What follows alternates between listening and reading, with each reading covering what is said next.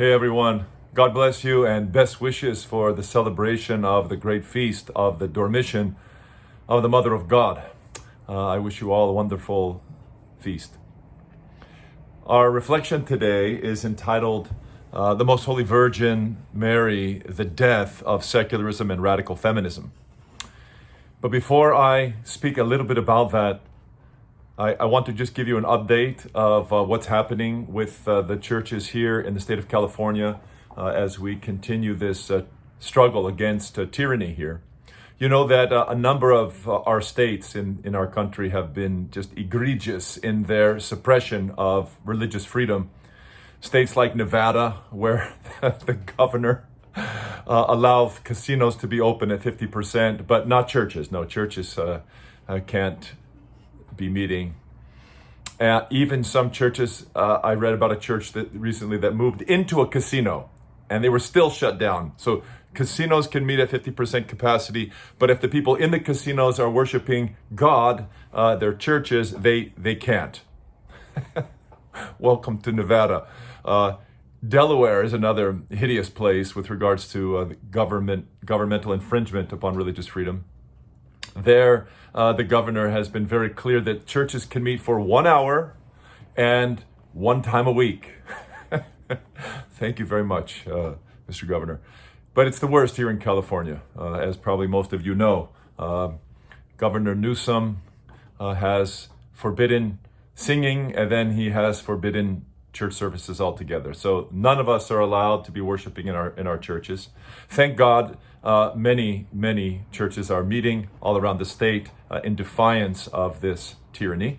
While this is going on, of course, our governor is letting out thousands and thousands of criminals, some of them very serious criminals. And now us pastors are wondering if it was just a preparation to clear the prisons so that the pastors can fill them.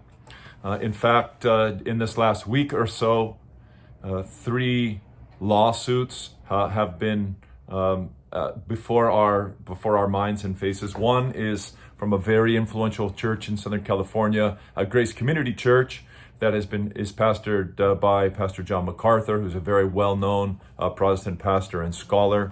It's a large church of 6,000 or 7,000 people. He's pastored there for over 50 years. They, after weeks of complying, when they believed the lies that we were told, that the coronavirus was going to be like the bubonic plague and that we were all going to be falling over dead and half of the state was going to die, when the people began to find out that was all nonsense, they began to come back to church. And so they have been worshiping, and LA County Public Health Officer recently warned them that they will receive a $1,000 a day fine and that Pastor MacArthur could be arrested. The church just recently, I think this last Wednesday, filed a lawsuit against Governor Newsom. We've had a little success thus far, thanks to Supreme Court Chief Justice John Roberts, who was the deciding vote against religious freedom in the state of California. He's had a very bad record of late on this subject. So we have that going on, and every day there's an update, and the pastors around the state are hearing about what's going on in Grace Community Church, praying for success and very thankful for the courage and the backbone of that fine pastor, John MacArthur. Another place is that's really having a go at it is Pastor Rob Mccoy. He is pastor of Godspeed Calvary Chapel Church up in Newberry Park, just next to Thousand Oaks. I know both of these pastors and have met them over the years. And Pastor Rob has been very engaged in local politics. He was a councilman. He was even interim mayor until recently of his town. Once they recognized that the incredible overreach was going on, they began to hold services again. And especially when they saw the blessing that our governor gave to thousands and thousands of people to be meeting in riots and protests across our state.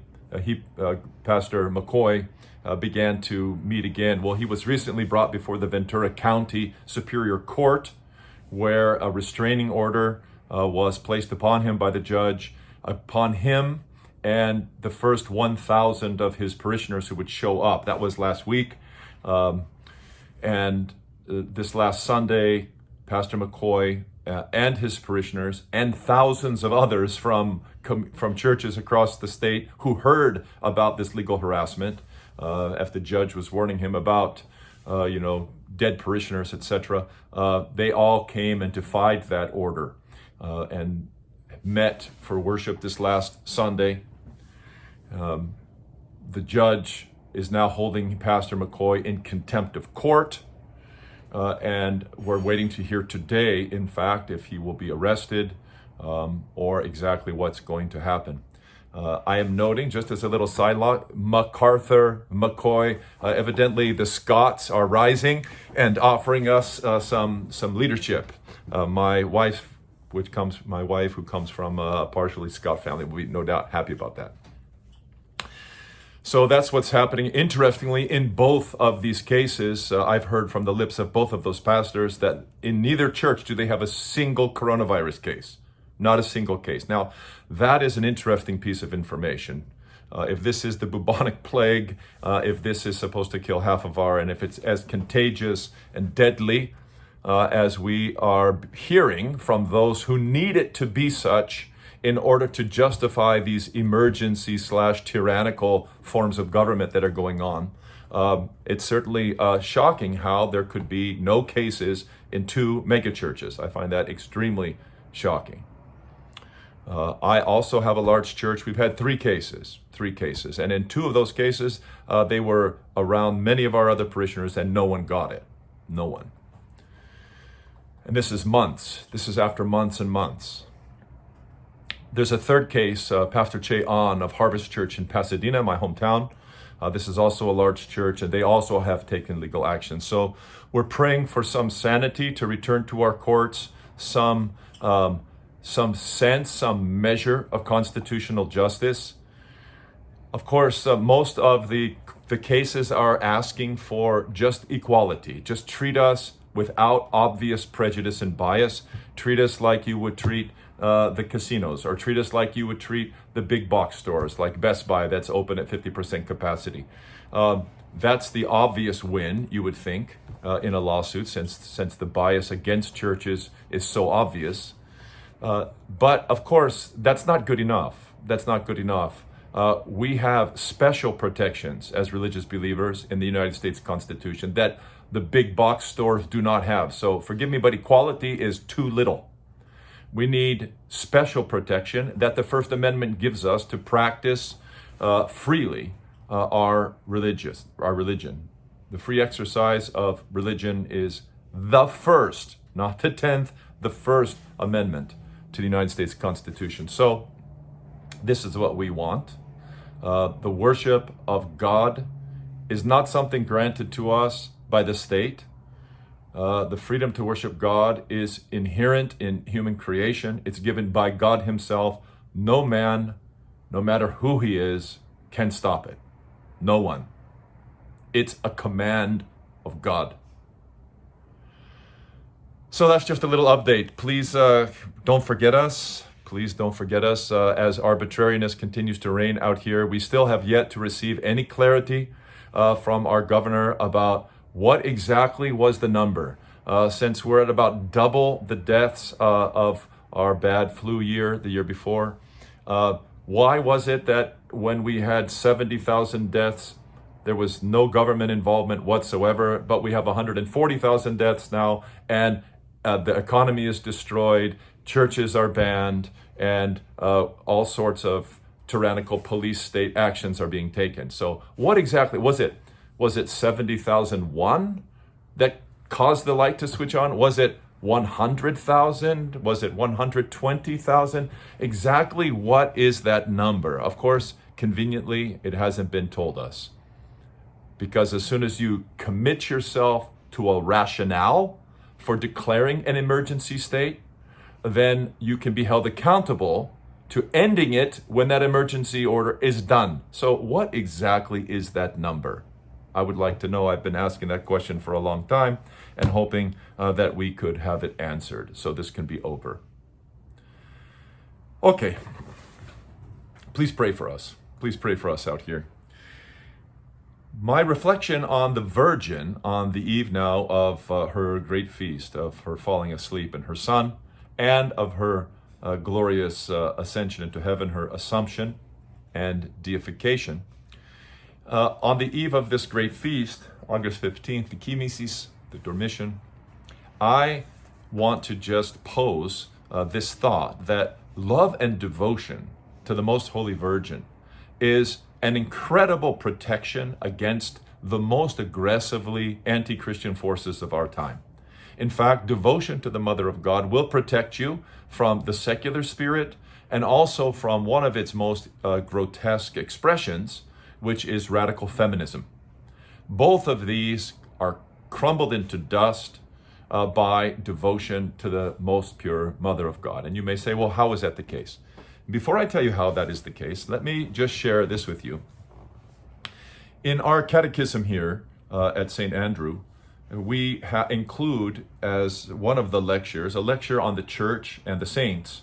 And in that lecture, we especially talk about she who is the most honorable of all the saints, the most pure Virgin. And in that lecture, I give kind of an outline to the catechumens, many of whom know almost nothing about the life of the Virgin Mary. And by the way, the life of the Virgin Mary is precious to the Church. It's not something that we know just a few pieces about her history. In fact, one of the most beautiful books on the life of the Virgin Mary is this, in fact, 600-page life of the Virgin Mary, the Theotokos, is published by Holy Apostles Convent out of Colorado. It's a fantastic text. But 600 pages, something to learn. Yes, something to learn about the most pure Virgin. And so in Catechism, I share kind of the basic contours of the Virgin's life. And I ask first the catechumens what they know about her. And I give them a little quiz. Yes, a quiz, but that's because the Church is a school. Yes, she is. Now, she's not just a school. She's much more than that. In fact, there's no end to descriptions of the Church because the Church shares the inexhaustible quality of her head, which is an inability to be circumscribed. The Church is endless. But I give a basic quiz on the life of the Virgin Mary to find out where they are. So how about you take it right now? I'm going to ask you the questions that I ask my catechumens here, and I have for 20 plus years, and see how you do, see how you fare. This is a general information quiz on the life of the Blessed Virgin Mary. Here we go. If you have a piece of paper, I suggest that you take it out. Take a pencil or a pen and see if you can answer these. Question number 1. Of the 12 great feasts of the Church, how many are devoted to the Virgin Mary? How many? That would be 4. And if you count the presentation as a Marian feast, 5. Can you name them?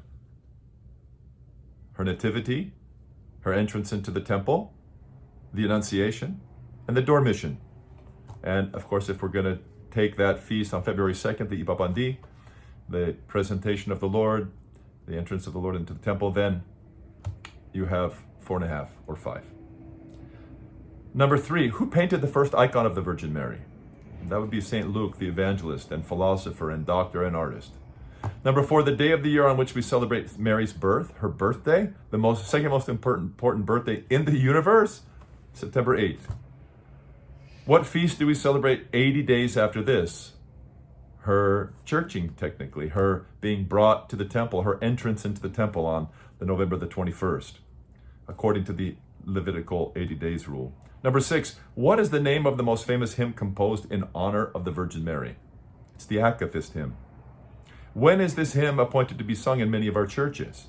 This would be on the Fridays of Great Lent in many of our churches. Number 8, of the 4 church fasts during the year, what is the one devoted to the Virgin Mary called? It's called the Dormition fast. We're in it now, the first 2 weeks of August. What is the name of the Roman Catholic Marian doctrine promulgated in 1854 and rejected by the Orthodox Church? That would be the Immaculate Conception. We don't believe in that. Number 10, why do the Orthodox not accept this doctrine? We don't accept this doctrine because we believe it actually removes Mary from her true position having been born naturally as we are. The doctrine of the Immaculate Conception says that she was conceived without sin, that she was free of original sin. And the consequences of that is that she didn't die. This is quite confusing to an Orthodox, since one of the central shrines for pilgrimage in the Holy Land is the tomb of the Most Pure Virgin. We believe that to suggest that she didn't have original sin is actually to not exalt her, but it is to lower her as a model for us, since it means that she wasn't dealing with the same deck of cards that we have been dealing with, and therefore her ability not to sin and her ability to love God was more natural to her somehow than to us, and that cuts her off from being a tangible encouragement and example to us. Number 11, what were two of the ways the church's veneration for the Virgin Mary were attacked in the early days of the church? One of the ways was by the false teaching that the Virgin Mary was not a virgin at the time of giving birth. The church has always confessed that she was a virgin before giving birth, while giving birth, and after giving birth. This is why if you look in the icon of the Virgin Mary, there are 3 stars in her nimbus.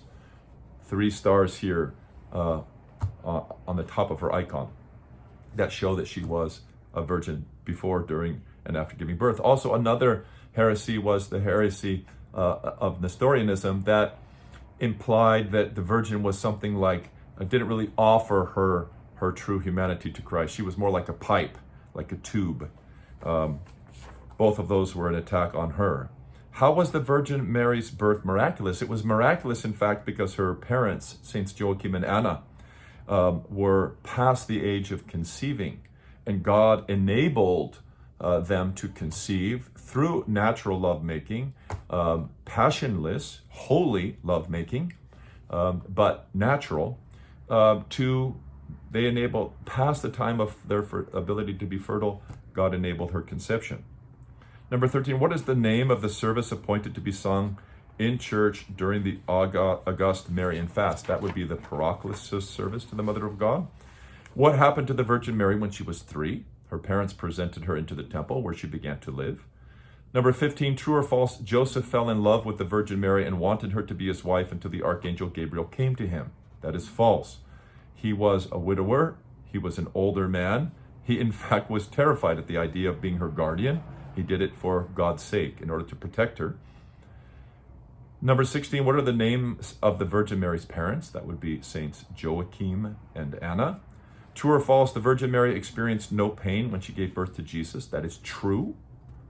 Number 18, how was the Virgin Mary instrumental in Jesus' first miracle?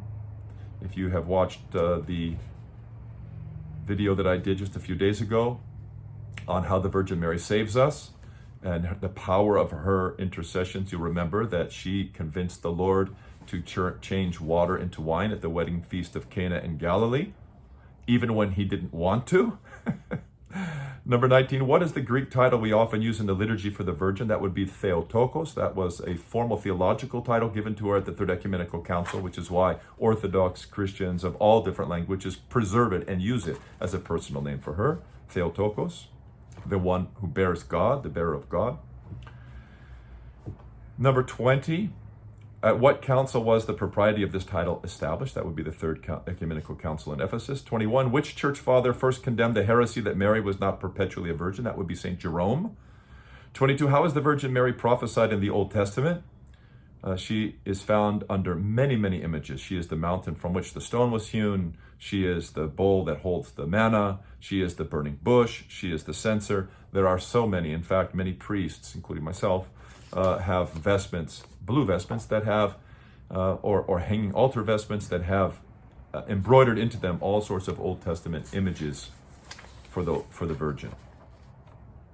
23, how can the Virgin Mary uniquely help you? She can help you as your spiritual mother, as the mother of the church, with her immense love, her great care and concern, her healing power, her intercessions, her ability to inculcate her particularly glorious virtues like faith and humility into those who are devoted to her. Number 24, what are some practical ways that we can grow close to the Virgin Mary? Reading her Akatist every day, or her Parochlysis every day, or regularly. Celebrating her feasts with enthusiasm, praying to her every single day? And number 25, how does the church's devotion to the Virgin Mary protect us from the contemporary heresies of secularism and radical feminism? And that is, in fact, where I would like to end. The great principle of secularism is that, in fact, that's a very interesting. The great principle of secularism is that is functional atheism. Secularism is rooted on the idea that what you see, the material world, is the measure of things, and the idea of the unseen world being the model for this world and governing the purposes and structure of this world and interacting with it. The kingdom of God and the kingdom of man together is anathema, of course, to secularism. What is the reason that Christians adore and are so devoted to the most holy Virgin Mary? The reason is because of who she received in her womb. It's because her holiness, her greatness is chiefly expressed by the fact that God considered her worthy, indeed, to be full of grace, to receive his Son, and to be the means by which he would become incarnate. This is why the Virgin Mary is almost universally depicted in icons holding her Son, often directing us, like in the majestic icon of the Directress, directing everyone who attends to her to look at him and to worship him.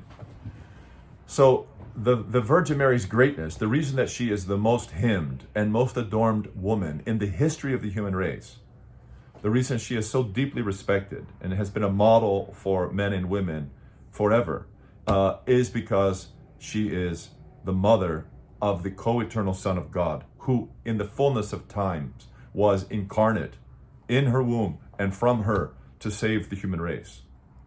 This is the greatness of the Virgin. This is the reason that this is how her greatness is expressed, and this is the reason that the Virgin is adored to this day. And of course, that truth that God has become man in order that man might become joined to God, might become deified and become God, that is the absolute death knell of secularism. The entire gospel is packed into that affirmation of the greatness of the Virgin Mary. And secondly, devotion to the Virgin Mary is also the greatest snub and the greatest revealer of the vacuousness of radical feminism that could be. The principle behind radical feminism, at its heart, as ironic as this is that greatness and value is male. And therefore, for women to be great and to be valued, they have to take on the male form. This is why women celebrated their abandonment of the home and their embrace of working for equal pay in the workplace, as though somehow that was the measure of greatness, to be able to vote and to be able to act like a man in the public square and to be free from domesticity and from motherhood is supposedly the greatness of women. That is a terrible irony. The idea that is expressed, I think, most ironically by the fact that women threw off traditional feminine, distinctly feminine garb. The distinction between male and female clothing is universal and ancient and biblical. But the feminists threw it off and they began to wear suits. But because they didn't have arms, shoulders like men, but they were wanting to play men, then they put on these little ties and they put pads in their shoulders of their pantsuits so that they could look proper and didn't just have sloping shoulders. What a grief. What a grief. This is not the Christian perspective whatsoever. For us, the greatest Christian who has ever lived is a woman. She is supreme over every Christian man and over every Christian woman. She is the model of all monastics, monks and nuns. She is the one to whom all priests and bishops bow as the model of what it means to be great and to be a God lover. She is the example of a true Christian believer, and therefore all Christians adore her. And she was, in fact, someone who was a mother. That's right. She had the most influential position. She was given to mold the heart, the character of the Son of God, of the Lord Jesus Christ himself. Motherhood is, in the words of C.S. Lewis, the most important of all jobs, and every other job that exists, every job in the public square exists for one reason, and that is to support motherhood, where the incredible miracle of the reproduction and formation of eternal human beings take place. The Virgin Mary will always keep before the face of the church the glory of motherhood, which is a uniquely feminine reality. It is the glory of all women. And she never worked in the public square. She never received a single paycheck. And she's the most prized woman in the world. The standards of radical feminism are bogus. And the Virgin is the model for everyone. God bless you all and keep you and grant you a beautiful celebration of the Dormition. Patristic Nectar Publications is pleased to present our newest series entitled Walk in Love, an exposition of 1st, 2nd, and 3rd John. St. John the Theologian is at one and the same time the Church's most profound theologian and her most simple and loving pastor. St. John's Gospel soars to the heights in revealing profound Trinitarian theology. St. John's Apocalypse pulls back the curtain on eschatological mysteries, and the epistles of St. John reveal the Holy Apostle's burning heart of love for the flock, and his solid and practical counsel to believers on how to live for the Lord. These letters move between the dual affirmations of divinity that God is light and God is love, and call upon the people of God to embrace holiness and love as the distinguishing marks of Christian believers. For these and other available titles, please visit our website at patristicnectar.org.